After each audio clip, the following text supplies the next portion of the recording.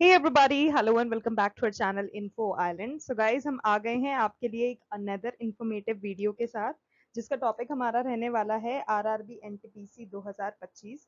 तो गाइस, साल 2025 का आपका आरआरबी एनटीपीसी का जो अभी ग्रेजुएट लेवल का एग्जाम कंडक्ट करवाया जा चुका है, जैसे कि हम सब जानते ही हैं। 5 तारीख से लेके 24 तारीख तक आपका ये पेपर कंडक्ट करवाया जा चुका है रेलवे बोर्ड के द्वारा, जिसका गाइस अब पेपर तो हो गए हैं। और जिन लोगों का एग्जाम किसी ना किसी रीजन के कारण गाइस कैंसिल हो गया था, आप जानते हैं, उनके भी एग्जाम्स कंडक्ट करवाए जा चुके हैं। तो ऑल इन ऑल जितने भी जो भी आरआरबी एनटीपीसी के पेपर होने थे वो सारे हो चुके हैं ग्रेजुएट लेवल पे।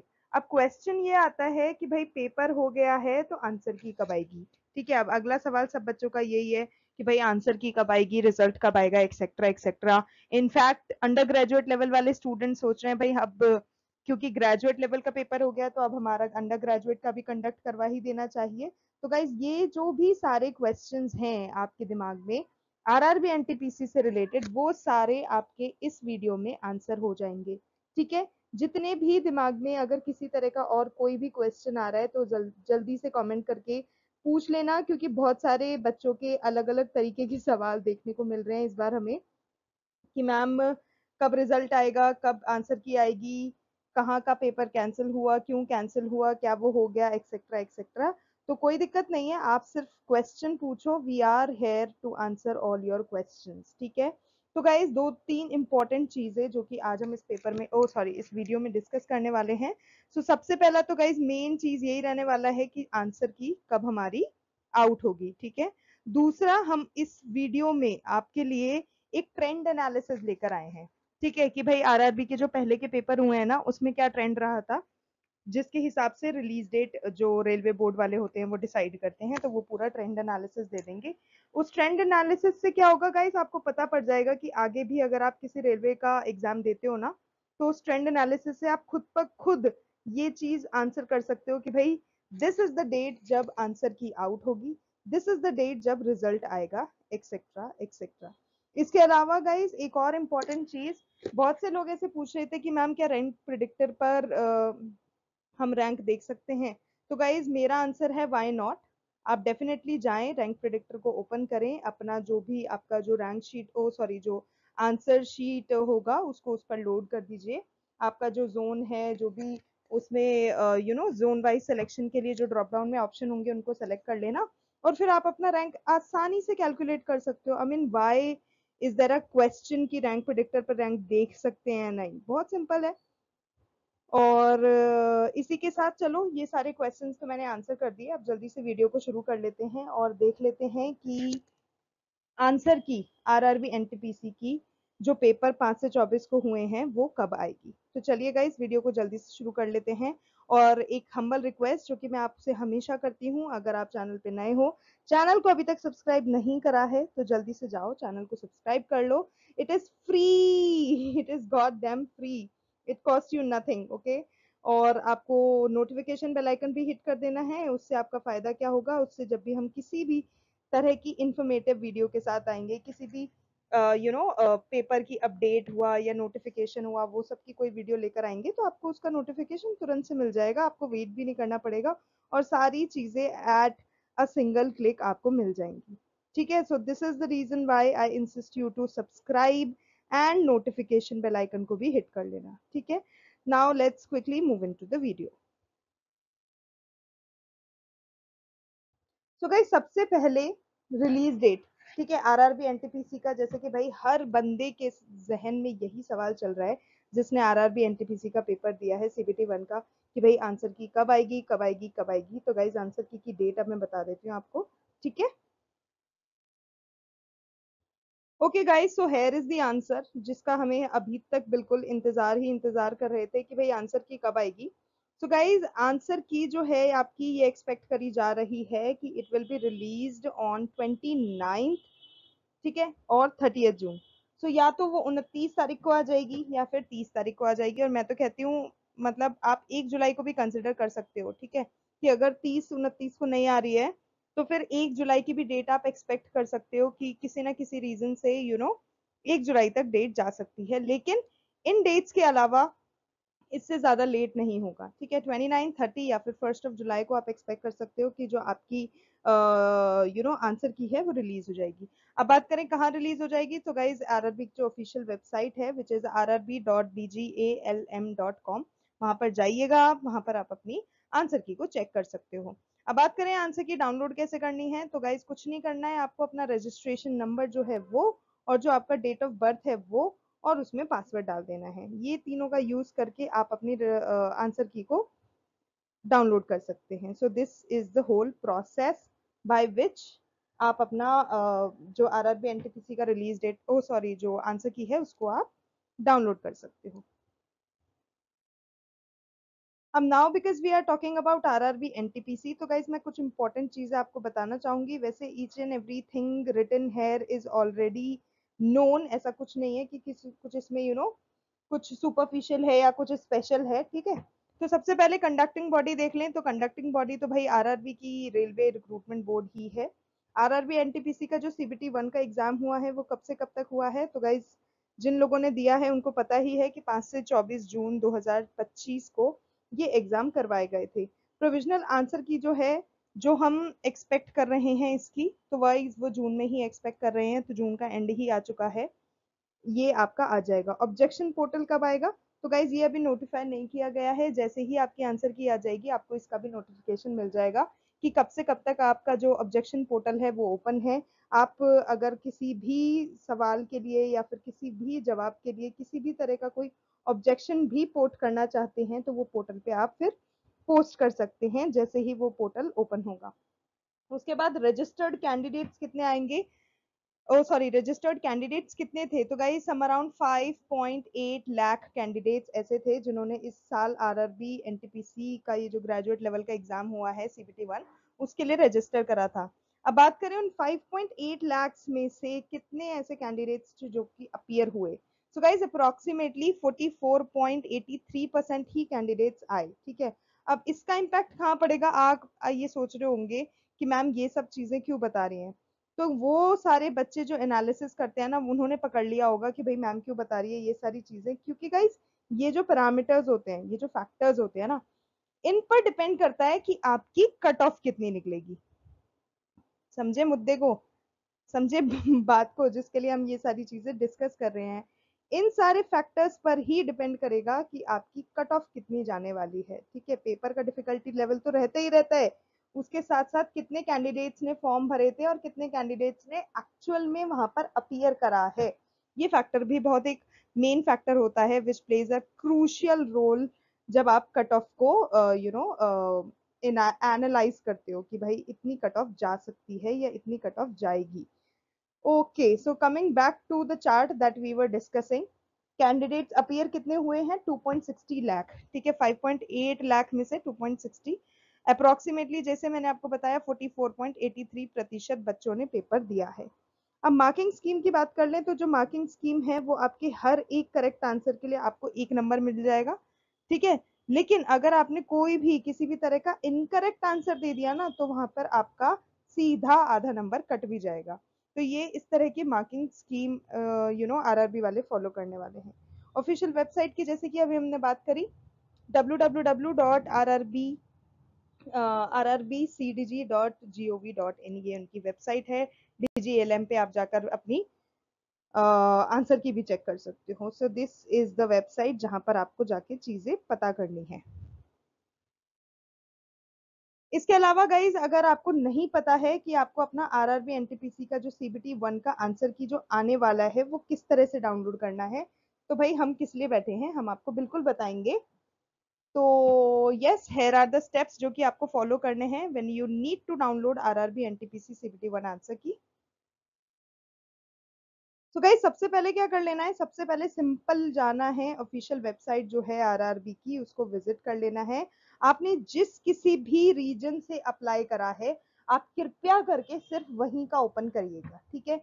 जो भी जोन वाइज हैं डायरेक्ट लिंक्स आपको प्रोवाइड कर दिए जाएंगे, डायरेक्ट लिंक्स आपको, I am very much aware कि आपको पता होगा जोन वाइज डायरेक्ट लिंक्स कहाँ से कैसे लेने हैं, अगर नहीं पता है तो कमेंट करके जरूर से बता देना, मैं आपको एक एक का डायरेक्ट लिंक प्रोवाइड करा दूंगी, ठीक है। तो वो ही आपको ओपन करना है।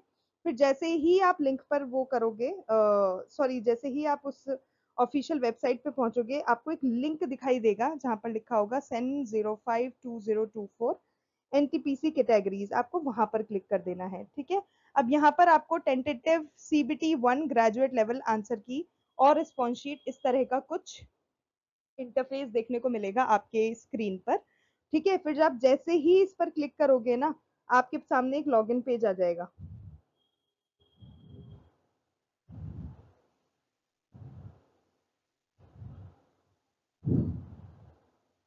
ओके, और जैसे ही वो लॉगिन पेज आ जाता है आपकी स्क्रीन पे, आपको कुछ नहीं करना है, अपना जो भी रजिस्ट्रेशन नंबर है और जो भी आपका डेट ऑफ बर्थ है उसको डाल देना है। आप उस तरह से लॉगिन कर सकते हो अपना रजिस्ट्रेशन नंबर और अपना पासवर्ड को डालकर।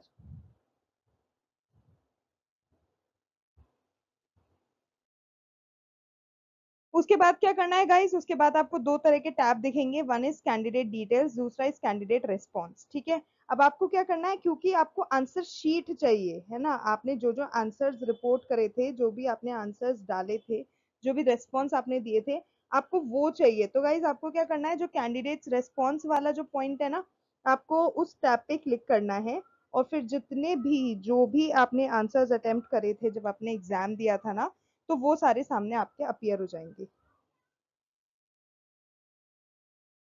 और उस पूरे कंप्लीट क्वेश्चन पेपर के लिए आपको क्या करना है, you need to click on the option that says click here to generate your RRB NTPC question paper.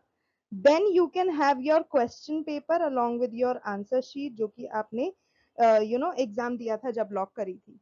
तो इस तरह से आप देख सकते हो अपनी आंसर शीट को, और उसके बाद जो डिटेल्ड आंसर शीट है अलोंग विद योर रिस्पॉन्सेज, ठीक है, और जो करेक्ट आंसर्स हैं वो आ जाएगी। ठीक है, दोनों ही आपके सामने होंगी चीजें, जो आपने आंसर किया है वो भी, जो करेक्ट आंसर है वो भी। ठीक है, उससे आपको पता पड़ जाएगा कि आपने आंसर्स करेक्ट, कितने परसेंट आपने आंसर्स करेक्ट करे हैं। उसके बाद कुछ नहीं करना है, उसके बाद आप सिंपली प्रिंट पर क्लिक कर सकते हो, पीडीएफ में उसको सेव कर सकते हो, और आप एक कॉपी, मैं तो कहती हूँ डाउनलोड ही कर लेना अपने फ्यूचर रेफरेंसेस के लिए, क्योंकि डाउनलोड करना भाई सही रहता है, कभी सर्वर डाउन है, कभी कोई सीन है, कभी कुछ है, तो आपके पास एक copy with in your reach होगी, विद इन योर लिमिट्स होगी, तो प्लीज उसको सेव एज पीडीएफ करके डाउनलोड कर लेना। सो गाइज ये तो था वो पूरा मेथड, वो पूरा प्रोसेस, जिस तरह से आप अपनी जो आंसर की है उसको डाउनलोड कर सकते हो। अब मैं आपको बताती हूँ कि अगर आपका भाई आंसर की तो ले लिया आपने, अब मान लो किसी तरह का कोई ऑब्जेक्शन हो रहा है। ठीक है भाई, मैंने आंसर, मान लो आपको लग रहा है मैंने ये डाला था और ये आ गया है, या फिर किसी भी तरह का कोई आपको ऑब्जेक्शन लग रहा है, तो आपको वो ऑब्जेक्शन कैसे रेज करना है। तो गाइस उस ऑब्जेक्शन को रेज करने के लिए आपके पास क्या ऑप्शन है, सबसे पहले तो ये देख लो, आप ऑब्जेक्शन रेज कर सकते हो, लेकिन लिंक अभी एक्टिव नहीं हुआ है, तो लिंक एक्टिव होने का आपको वेट करना पड़ेगा। और जो कैंडिडेट्स हैं उनको एक रेलेवेंट चार्जेस भी पे करने पड़ेंगे हर एक ऑब्जेक्शन के लिए। ये तो गाइज मैं एक्सपेक्ट कर रही हूँ आप पहले से ही जानते होंगे, क्योंकि किसी भी एग्जाम में अगर आप ऑब्जेक्शन रेज करते हो तो कोई मिनिमल फीस होती है जो आपको पे करनी होती है for each and every question or answer that you raise an objection for। जो प्रेस्क्राइब्ड फी है, वो जो प्रेस्क्राइब्ड फी है क्वेश्चन को रेज करने के लिए, तो गाइज वो 50 रुपए है। ठीक है, for each objection I would say, तो for every question that you raise an objection for, you have to pay a minimal of 50 rupees fee. और ये जो फी है ये वही ऑब्जेक्शन फी है जो कि आपको पे करनी ही करनी पड़ेगी। इसके साथ साथ गाइज उस पर कुछ बैंक सर्विस भी लगती है, तो भाई क्योंकि बैंक सर्विस लग रही है तो बैंक भी तो अपना सर्विस चार्ज लेगा ना, तो 50 रुपए तो आपकी ऑब्जेक्शन फी हो जाएगी, उसके ऊपर जो भी बैंक सर्विस चार्ज लगेगा वो भी आपको पे करना है, और टोटल फिर जितना भी अमाउंट होता है वो आपका टोटल अमाउंट होगा फॉर पेइंग दैट ऑब्जेक्शन फी। ठीक है, जो भी आपने ऑब्जेक्शन डाला है, आप किसी भी तरह का जो ऑब्जेक्शन डालते हो उसके ऊपर जो आप पेमेंट करोगे वो होगा आपका ऑब्जेक्शन फी। अब बात करें भाई ऑब्जेक्शन रेज कैसे करना है, तो गाइस ऑब्जेक्शन रेज करने के लिए कुछ मिनिमल से स्टेप्स हैं जो कि आपको फॉलो करने पड़ेंगे। सबसे पहले तो गाइस आरआरबी की वेबसाइट पे चले जाना। ठीक है, फिर वहां पे वेबसाइट पे जैसे ही जाओगे ऑब्जेक्शन टैब मिलेगा, उस पर टिक कर देना। उसके बाद जो क्वेश्चन आईडी है, ठीक है, जिस भी क्वेश्चन आईडी को आपको चैलेंज करना है, चैलेंज से मेरा मतलब है वही कि आपको ऑब्जेक्शन रेज करना है, आप उसको सेलेक्ट करो, उसके बाद अपनी जो प्रेफर्ड लैंग्वेज है वो चूज कर लो, उसके बाद एक क्लियर रीजन दो, ठीक है, जिसके लिए आपने ऑब्जेक्शन डाला है। फॉर एग्जाम्पल आप बोल दो भाई मैंने बी टिक करा था लेकिन मेरी आंसर शीट में डी टिक होके आ गया है, तो I am raising an objection for this particular reason, या फिर कुछ और भी जो भी आपको लगता है, तो आपको एक क्लियर कट रीजन प्रोवाइड करना है ऑब्जेक्शन के लिए, और उसके बाद जो भी वैलिड डॉक्यूमेंट है आपके पास प्रूफ वो उसमें लगा देने हैं, और ऑब्जेक्शंस विदाउट जस्टिफिकेशन जो होंगे वो रिजेक्ट कर दिए जाएंगे। तो this is very very very much required that you provide a clear cut reason for your objection that you are raising, okay. तो वो जस्टिफिकेशन लगाना बहुत जरूरी है।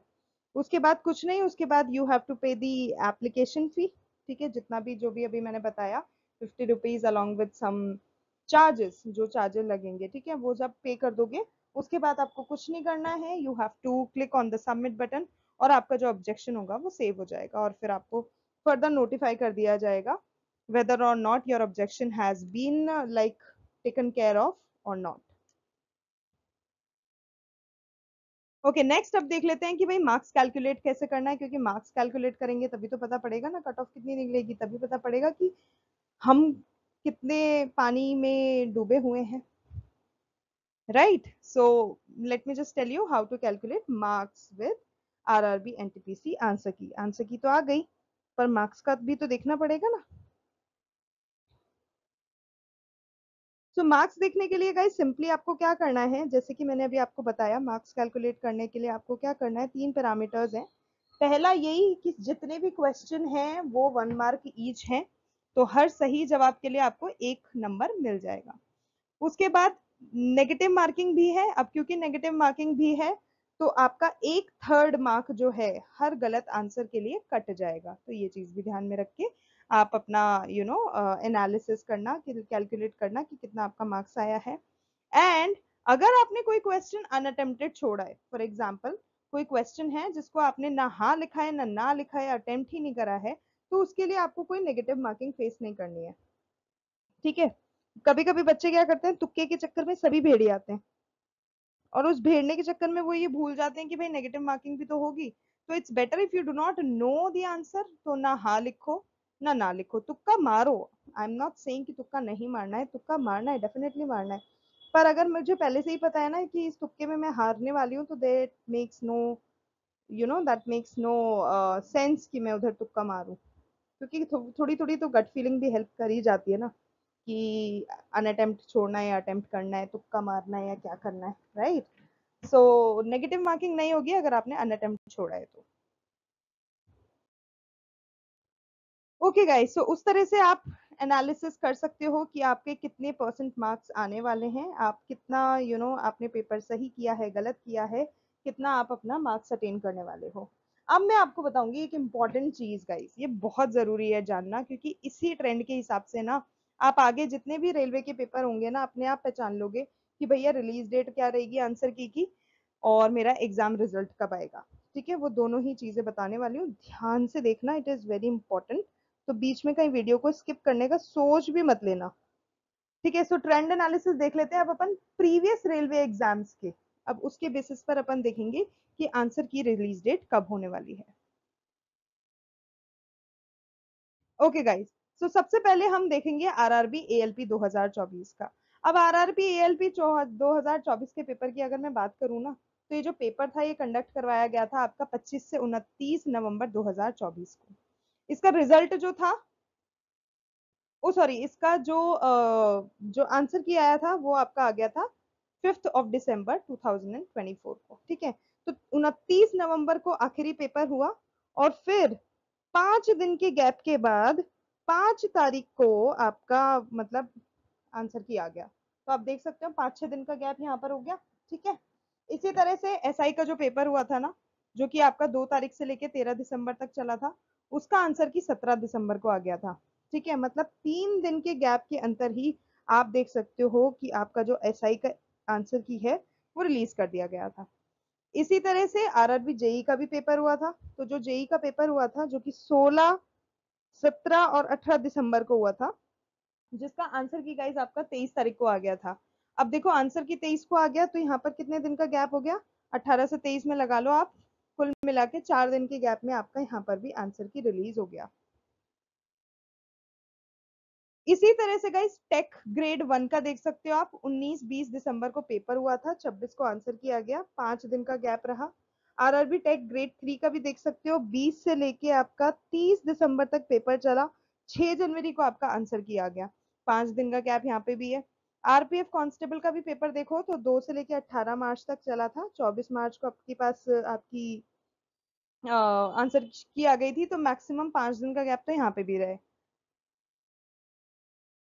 इसी तरह से गाइस जेई सीबीटी 2 का भी अपना देखो, 22 अप्रैल को पेपर हुआ था, 25 अप्रैल को, मात्र 25 अप्रैल को 2 दिन के अंतराल में यहाँ पर इन्होंने आंसर शीट जो थी वो रिलीज कर दी थी। आरआरबी पैरामेडिकल का पेपर जो था वो 28 से 30 अप्रैल को हुआ था, 6 मई को आंसर की आ गई थी, 5 दिन के अंतराल में। आरआरबी एएलपी का गाइस सीबीटी 2 का जो पेपर हुआ था 2-6 मई को, ठीक है, इसका आपका जो आंसर की था ये 8 मई को आ गया था, तो कितने दिन का गैप रहा, सिर्फ और सिर्फ 1 दिन 2 दिन का, ठीक है। अब बात करें एनटीपीसी का क्या रहने वाला है, तो गाइस एनटीपीसी का जो पेपर हुआ है आपका वो 5 तारीख से लेके 24 तारीख तक हुआ है, राइट। तो अब मैं कह रही हूँ मैक्सिमम यहाँ पे 5 से 6 दिन में आपकी आंसर की रिलीज कर दी गई है, यही ट्रेंड रहा है आरआरबी के सारे पेपरों का, है ना। तो उसके बेसिस पे अगर मैं देखूं तो मैक्सिमम टू मैक्सिमम 5-6 दिन के अंदर आंसर की आ जाती है। तो 24th को जहां आपका पेपर खत्म हुआ है ना, तो उससे बाद से कैलकुलेट कर लो आपके 5 दिन का हो रहे हैं, सिंपल है, और आप you will know the answer कि हाँ भाई 29-30 जून को आपकी आंसर की आ जाएगी। So that is the whole and sole thing जो कि आपको जान लेनी है कि भाई किस तरह से ये चीजें वर्क करती हैं। तो ये ट्रेंड एनालिसिस आपके लिए जानना जरूरी है, सो दैट आपको आगे के पेपर का नॉलेज हो जाए, ठीक है। So that was about the answer की रिलीज डेट, है ना, कि आंसर की कब रिलीज होता है। अब गाइज मैं कहती हूँ इसी ट्रेंड के एनालिसिस पे आप पता है जो रेलवे के जो पहले के एग्जाम हुए ना, उनके ट्रेंड एनालिसिस से आप ये भी पता लगा सकते हो कि रिजल्ट डिक्लेयर डे क्या रहेगी। देखना चाहोगे कैसे? Let me just show that to you so that you can master yourself. Okay, so yeah, देखो यहाँ पर एग्जाम डेट्स गिवन है, ओ सॉरी एग्जाम नेम गिवन है, यहाँ एग्जाम डेट गिवन है, यहाँ हम सीबीटी 1 का जो रिजल्ट डेट आया था ना, कब आया था वो देखते हैं, और यहाँ फिर आपको अपने आप पता पड़ जाएगा गैप कितना रहा है। अब गाइज आरआरबी एएलपी का जो टेक 2018 में एग्जाम हुआ था ना, वो आपका 9 से 31 अगस्त तक हुआ था, और जो सीबीटी 2 रहा था वो आपका 21 जनवरी 2019 को खत्म हो गया था, ठीक है। तो 2 तारीख से लेके 21 तक वो पेपर चले थे। रिजल्ट जो आया था वो कब आया था, तो जो ये सीबीटी 1 का जो रिजल्ट आया था, आप जैसे कि आप यहाँ देख सकते हो, 31 अगस्त 2018 को पेपर खत्म हो गए थे, और 2 नवंबर को आपके पास वो रिजल्ट आ गया था, ठीक है, 2 नवंबर 2018 को वो रिजल्ट आ गया था। अब गैप अगर मैं कैलकुलेट करूं तो गैप कितना आ गया, 62 डेज का, ठीक है, 62 डेज का यहाँ पर नोट करना। इसी तरह से आरआरबी एनटीपीसी का जो 2019 में एग्जाम हुआ था ना, 28 दिसंबर 2020 से लेके 31 जुलाई 2021 तक हुआ था ये पेपर, काफी लंबा चला था बॉस। इसका जो सीबीटी 1 का रिजल्ट है ये आपका 15 जनवरी 2022 को आ गया था। गैप अगर मैं देखूं तो सबसे ज्यादा गैप जो है ना वो इसी पेपर में आया था, 5.5 महीने किसे कहते हैं ब्रो, सो 5.5 मंथ का डे गैप आया था फॉर दिस पर्टिकुलर एग्जाम। अब इसी तरह से ग्रुप डी का भी देख लो, 17 अगस्त से 11 अक्टूबर पेपर चले थे, 22 दिसंबर 2022 को पेपर का रिजल्ट आ गया, 71 दिन के अंतराल में। इसी तरह से ग्रुप डी 2018 का भी देख लो आप, 17 सितंबर से 17 दिसंबर तक आपका पेपर चला, 4 मार्च को रिजल्ट आ गया, 76 डेज के अंदर अंदर। अब मैं कहती हूँ साल 2024 का भी देख ही लो, सही गाइस 2024 का आपका आरआरबी एएलपी सीबीटी 1 जो हुआ था वो आपका 25 से 29 नवंबर को हुआ था, आंसर की 5 दिसंबर को आ गई थी, आंसर की में गैप 5 दिन का था, और जो रिजल्ट था वो 26 फरवरी को आया था, तो मतलब 89 डेज के अंदर उसका रिजल्ट आया था। इसी तरह से आरपीएफ एसआई का आप यहाँ पर देख सकते हो, 80 डेज के अंतर्गत आपका रिजल्ट आ गया था। तो गाइस कुछ समझे?